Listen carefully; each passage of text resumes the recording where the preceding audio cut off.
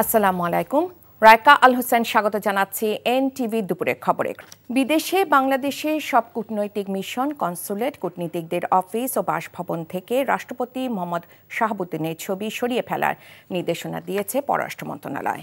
ইতোমধ্যে ৮০টির মধ্যে ৭০টি মিশন থেকে রাষ্ট্রপতির ছবি সরানো হয়েছে বলে নিশ্চিত করেছে পররাষ্ট্র মন্ত্রণালয়। অবশিষ্ট মিশনগুলো থেকেও রাষ্ট্রপতির ছবি সরানোর নির্দেশ দেওয়া হচ্ছে। শনিবার ঢাকায় পররাষ্ট্র মন্ত্রণালয় থেকে দূতাবাসগুলোকে ভিন্ন ভিন্নভাবে ফোন করে এই নির্দেশনা দেওয়া হয়। ছবি সরানোর বিষয়টি তদারকি করতে অঞ্চল ভিত্তিক একজন করে রাষ্ট্রদূতকে দায়িত্ব দেওয়া হচ্ছে। দায়িত্বপ্রাপ্ত রাষ্ট্রদূত মিশনগুলো থেকে রাষ্ট্রপতির ছবি নামানোর বিষয়টি নিশ্চিত করবেন। এই নির্দেশনা বাস্তবায়নের মাধ্যমে বাংলাদেশের কূটনৈতিক মিশনগুলোতে কোনো রাষ্ট্র বা সরকার প্রধানের ছবি আর থাকবে না। জুলাই আগস্ট আন্দোলন দমনে মানবতা বিরোধী অপরাধের মামলায় সাবেক প্রধানমন্ত্রী শেখ হাসিনা, সাবেক স্বরাষ্ট্রমন্ত্রী আসাদুজ্জামান খান কামাল ও সাবেক আইজিপি চৌধুরী আবদুল্লাহ আল মামুনের বিরুদ্ধে চতুর্থ দিনের মতো সাক্ষ্য গ্রহণ চলছে। আজ সকালে আন্তর্জাতিক অপরাধ ট্রাইব্যুনাল ১-এর চেয়ারম্যান বিচারপতি গোলাম মর্তুজা মজুমদারের নেতৃত্বাধীন বেঞ্চে এ সাক্ষ্য গ্রহণ শুরু হয়। ট্রাইব্যুনালে হাজির করা হয় রাজসাক্ষী সাবেক আইজিপি চৌধুরী আবদুল্লাহ আল মামুনকে। এর আগে গত ৬ আগস্ট পর্যন্ত আন্তর্জাতিক অপরাধ ট্রাইব্যুনালে মোট ৫ জন সাক্ষ্য দেয়। চতুর্থ দিনের শুনানিতে দুপুর পর্যন্ত আরও ৩ জন সাক্ষ্য দিয়েছেন, যাদের মধ্যে প্রত্যক্ষদর্শী সবজি বিক্রেতা আব্দুস সামাদ এবং আরেকজন ব্যবসায়ী মিজান মিয়া। এছাড়া খুলনায় আন্দোলন চলাকালে খুলনায় আহত জুলাই যোদ্ধা নাইম শিকদার নামে এক শিক্ষার্থী আজ ট্রাইব্যুনালে সাক্ষ্য দিয়েছেন। সব মিলিয়ে এখন পর্যন্ত এ মামলায় মোট ৮ জন সাক্ষ্য দিয়েছেন। প্রত্যেকে অভিযুক্তদের বিচার দাবি করেছেন। গত ১০ই জুলাই ট্রাইব্যুনাল শেখ হাসিনা, আসাদুজ্জামান খান কামাল ও সাবেক আইজিপি মামুনের বিরুদ্ধে আনুষ্ঠানিক অভিযোগ গঠন করে বিচার শুরুর আদেশ দেয়। জুলাই গণহত্যার মামলায় শেখ হাসিনার বিরুদ্ধে আজও সাক্ষ্য গ্রহণ চলছে। আন্তর্জাতিক অপরাধ ট্রাইব্যুনালে আছেন আমাদের স্পেশাল করেসপন্ডেন্ট হাসান জাবেদ। আমাদের সঙ্গে সরাসরি যুক্ত হচ্ছেন তিনি। জাবেদ, সাক্ষ্য গ্রহণ তো চলছে, আজ এখন পর্যন্ত কতজন সাক্ষ্য দিয়েছেন? রাইকা, এই মুহূর্তে কিন্তু ট্রাইব্যুনালে দুপুরের যে খাবারের বিরতি সেটা চলছে। ২টার পরেই আবার আজকের মামলার যে চতুর্থ সাক্ষী আজকের, অর্থাৎ ইতিমধ্যেই ৩ জন সাক্ষী তাদের সাক্ষ্য দিয়েছেন। তাদেরকে কিন্তু জেরাও করেছেন আসামি পক্ষের আইনজীবীরা। তবে চৌধুরী আবদুল্লাহ আল মামুনের পক্ষের আইনজীবীরা কিন্তু কোনো সাক্ষীকেই জেরা করছেন না, যেহেতু তিনি এই মামলায় রাজসাক্ষী হিসাবে সাক্ষ্য দেওয়ার জন্য আবেদন করেছেন। সেহেতু হয়তো তারা এই সাক্ষ্য জেরা করছেন না। তবে শেখ হাসিনা এবং আসাদুজ্জামান খান কামালের পক্ষে যে রাষ্ট্রনিযুক্ত আইনজীবী, তিনি কিন্তু প্রত্যেক সাক্ষীকেই জেরা করছেন। আর আজকে ৩ জন সাক্ষী ইতিমধ্যে সাক্ষ্য দিয়েছেন। তাদের মধ্যে ২ জন কিন্তু জুলাই যোদ্ধা, আহত যোদ্ধা, যেমন আব্দুস সামাদ, তিনি একজন সবজি বিক্রেতা এবং ১৯ জুলাই তিনি আন্দোলনে গুলিবিদ্ধ হয়েছিলেন উত্তরার আজমপুরে এবং ইবনে সিনা হাসপাতালে গিয়ে তার গুলিটা বের করা হয়েছিল, তার মাথায় গুলি লেগেছিল এবং তিনি সেদিনের ঘটনার বর্ণনা করেন। আরেকজন জুলাই যোদ্ধা হচ্ছে নাইম শিকদার, যার বয়স ২২ বছর। তিনি খুলনায় জুলাই আন্দোলনের ৪ আগস্ট আহত হয়েছিলেন, গুলিবিদ্ধ হয়েছিলেন তার পিঠে, এবং তার শরীরে এখন পর্যন্ত ৫০০-র উপরে গুলির যে স্প্লিন্টার সেটা আছে এবং সেজন্য তিনি খুব কষ্ট পাচ্ছেন। এখনও তিনি চিকিৎসা নিচ্ছেন বাংলাদেশ মেডিকেল, যেটা সাবেক পিজি হাসপাতাল, সেখানে চিকিৎসা নিচ্ছেন।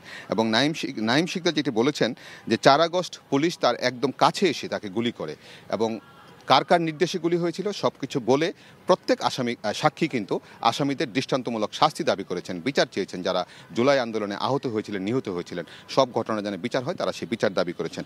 আরেকজন সাক্ষী দিয়েছেন মিজান মিয়া, তিনি বরগুনা বাড়ি এবং তিনি ঢাকায় থাকতেন এবং তিনি বলছেন যে তার কাছ থেকে, সামনে থেকে একজন জুলাই যোদ্ধা গুলিবিদ্ধ, তার বাড়ি থেকে যে পুলিশ গুলিটা উদ্ধার করে, মানে গুলিটা বের করার পর যে বাড়িতে গুলিটা রাখছিল সেই গুলিটা তদন্ত কর্মকর্তা উদ্ধার করে, তখন তার সামনে এটা জব্দ হয়। তিনি আসলে জব্দ তালিকা করার সময় তিনি স্বাক্ষর দিয়েছিলেন, তিনি উপস্থিত ছিলেন। এই হচ্ছে উনি একজন সাক্ষী।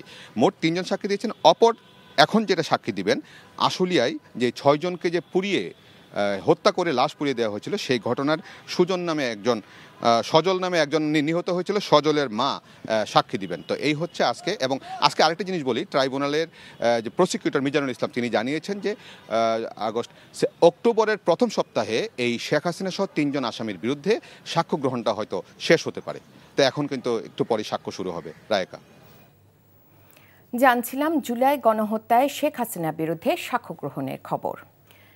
এদিকে রোহিঙ্গা সমস্যার আশু ও স্থায়ী সমাধান চায় বাংলাদেশ জানিয়ে জাতীয় নিরাপত্তা উপদেষ্টা ডক্টর খলিলুর রহমান জানান তাদের বাড়িঘরে ফিরতে হবে।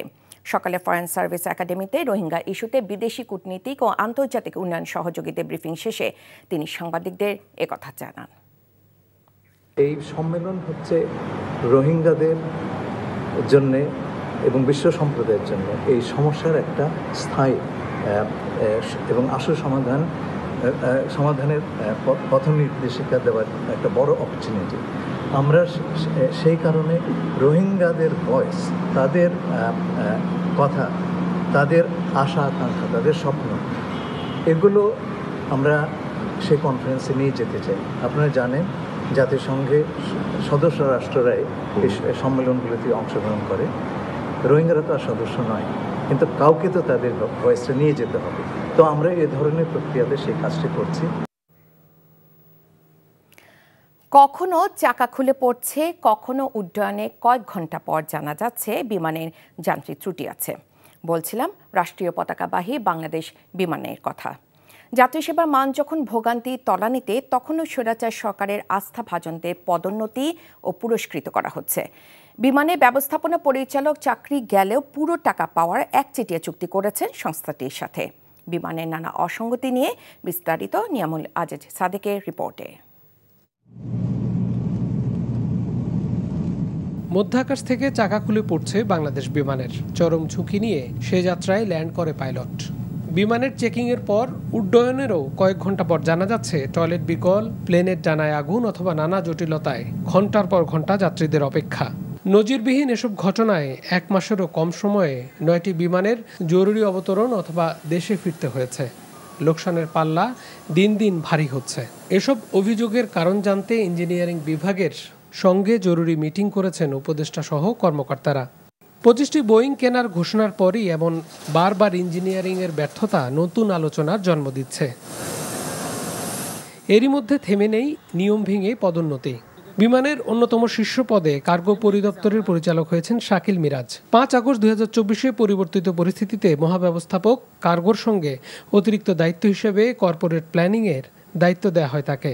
25 আগস্ট দায়িত্ব গ্রহণের কথা থাকলেও 10 দিন আগেই শাকিল মিরাজ ফ্লাইট অপারেশন সিদ্দিকির রুমে অবৈধভাবে প্রবেশ করেন, যার কারণে চাকরিবিধি অনুযায়ী সামরিক বরখাস্ত করা হয়।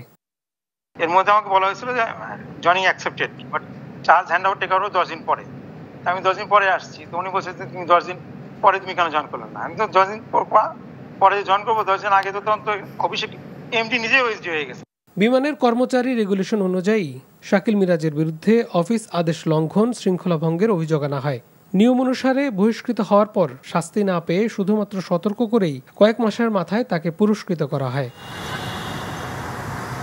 2023 সালের মার্চে সরকারের এই আস্থাভাজন বঙ্গবন্ধু হাফ ম্যারাথনের আয়োজন করেন। রেস ডিরেক্টর হিসেবে বেসরকারি প্রতিষ্ঠানগুলো থেকে বিপুল পরিমাণ অর্থ সংগ্রহ করেন, কিন্তু বিমানের কোনো অ্যাকাউন্টে তার প্রমাণ রাখেননি। বিমানের একটা পয়সা, বিমানের ফান্ড থেকে নট এ সিঙ্গেল পয়সা এখানে যাওয়া হয়। বিভিন্ন কোম্পানি যারা বিমানের সঙ্গে আছে ওই দিয়ে স্পন্সর দিয়ে ওটাও দিয়ে ওই ইভেন্টটা হয়ে গেছে। 2008 সালে 1 মিনিটের টিভি কমার্শিয়ালের জন্য বিমানের ক্রয়বিধি উপেক্ষা করে সংস্থাটির ইতিহাসে সর্বোচ্চ 70,11,000 টাকা কাজ দেন বেসরকারি বিজ্ঞাপনী সংস্থাকে। 70 লাখ টাকার যেটা মানে এটা ডিসপিউট হয়ে গেছে, ওটা তো নিষ্পত্তি হয়ে গেছে। জি জি জি, না ওটা কাগজ আমি আপনাকে চাইলে আমি অডিট নিয়ে আমি আপনাকে পাঠিয়ে দিয়ে দেব। নিষ্পত্তি হয়ে গেছে ওটা। পিসির বিষয়ে যেটা বললেন সেটার অডিট অবজেকশন একটা আছে, ওটা কাজ চলতেছে, ওটা এখনো ফাইনাল হয় নাই। রিপোর্ট পেলে মানে অবজেকশনটা দিছে, কিন্তু ওইটা ভায়াবল কিনা সেটা নিয়ে কাজ চলতেছে। মানে রিপোর্ট হয়ে যাওয়ার পরে বোঝা যাবে যে অব্যাহতি পেল নাকি অবজেকশনটা প্রিভেল করবে। স্বৈরাচার সরকারের আরেক আস্থাভাজন বশরা ইসলাম প্রশাসনের গুরুত্বপূর্ণ স্থানে মহাব্যবস্থাপক হিসেবে বদলি হয়েছেন। 2022 সালে 51 জন কর্মকর্তাকে পদোন্নতি দেয়া হয় 1 বছর আগের তারিখে, কিন্তু এ নিয়ে কোনো তদন্ত হয়নি। আগের সরকারের আমলের কর্মকর্তাদের এমন পুরস্কৃত করার পাশাপাশি ব্যবস্থাপনা পরিচালক নিজেও প্রতিষ্ঠানের সঙ্গে একটি চুক্তি করেন, যেখানে বিমান থেকে চাকরিচ্যুত হলেও চুক্তির মেয়াদ শেষ না হওয়া পর্যন্ত বেতন পাবেন তিনি। এমন চুক্তিকে নিয়ম বহির্ভূত বললেন জনপ্রশাসনের সাবেক অতিরিক্ত সচিব ফিরোজ মিয়া। এই ধরনের চুক্তি হইতে পারে না। এই ধরনের চুক্তি হলে এই চুক্তিতে আপনার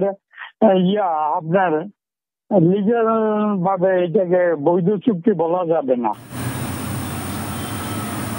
এমন চলতে থাকলে লোকসানেই রাষ্ট্রীয় প্রতিষ্ঠানটির আস্থার সংকট আরও বাড়বে বলে মনে করেন কর্মকর্তারা।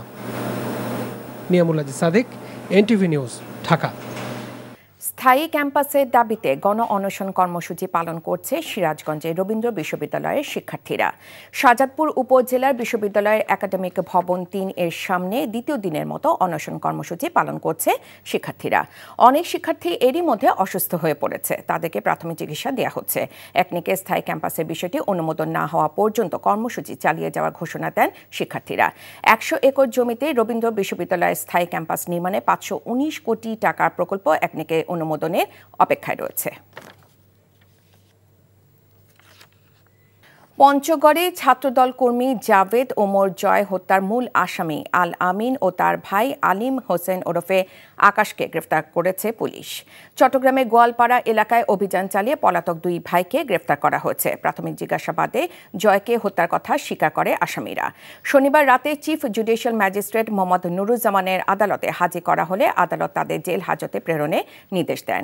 ৬ আগস্ট ব্যক্তিগত দ্বন্দ্বের জের ধরে পঞ্চগড়ের সিনেমা হল মার্কেটে আল আমিন জাভেদ ওমর জয়কে ছুরিকাঘাত করে পালিয়ে যায় দুই ভাই।